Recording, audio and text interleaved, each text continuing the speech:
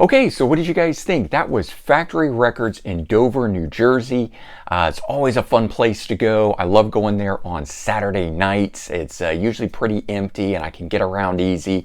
You know, you're not banging into people when you're trying to look at stuff side by side in the racks. And if you guys didn't notice paying attention to any of the prices on it, unfortunately, it looks like a lot of stuff is starting to be marked at collector prices there. And I don't blame them. Certainly a lot of that stuff is worth some good money.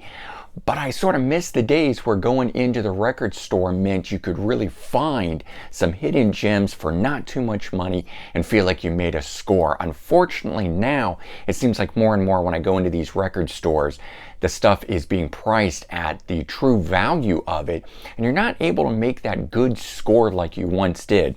Still, I managed to walk out with some good loot, and I thought you guys might like to see it here. So let me pull it out. Let's have a look at it. Picked up a couple records.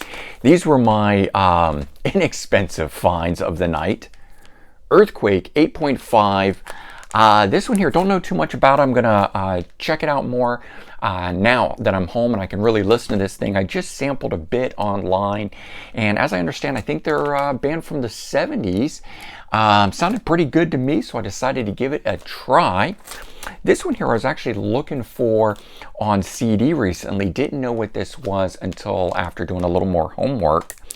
DFK, the D in it is Les Dudek, and then we've got Mike Finnegan and Jim Kruger on here. So they paired up to do this, but the Les Dudek part, if you guys have paid attention to some of my recent New Music Finds episodes, I've been picking up stuff that has Les Dudek. Black Rose, which was the Cher fronted rock band, but Les Dudek was part of it, and picking up some of his solo stuff.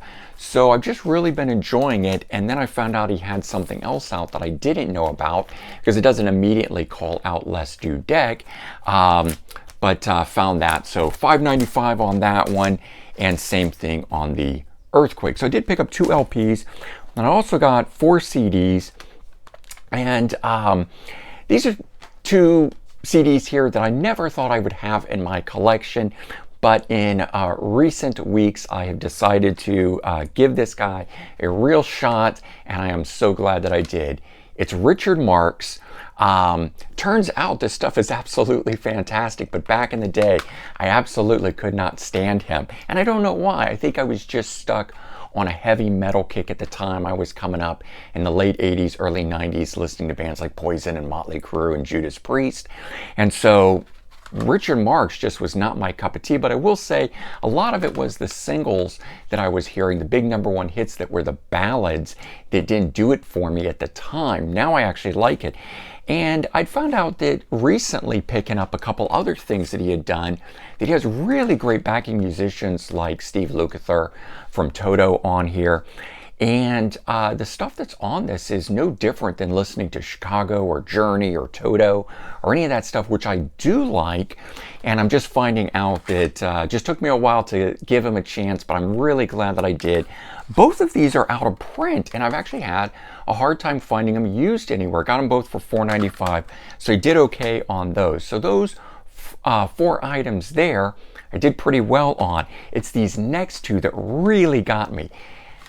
It's the 2 Jim Carrolls, and if you remember the price on these from the video, each one $18.99, and that just was a real sort of gut punch, because I had been looking for these for a real long time. They're extremely hard to find on CD. You can find them on vinyl a little bit easier, although they're still high priced no matter what. In fact, this one here, cheapest I've seen around, is about $50. Both of them are in pristine condition. This one you can get for around $20 to $30. And I'm talking about CD for both of those there. But $18.95 in great condition right in front of me, and I opted to go ahead and pick them up. And I have to say, I'm really glad that I did. I've only ever owned a greatest hits from the Jim Carroll Band, and these 2 albums in full are excellent. So I'm now going to have to track down the second album, which I don't yet have because this was his first and third albums. But there you go. That is the stuff that I picked up. Like I said, unfortunately, Factory Records is going the way that most stores are by jacking up its prices and doing the more collector's item type thing.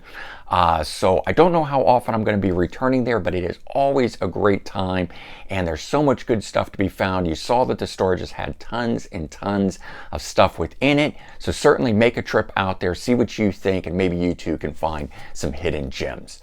All right, everyone, take care, have a good one, and I'll talk to you soon. Bye-bye.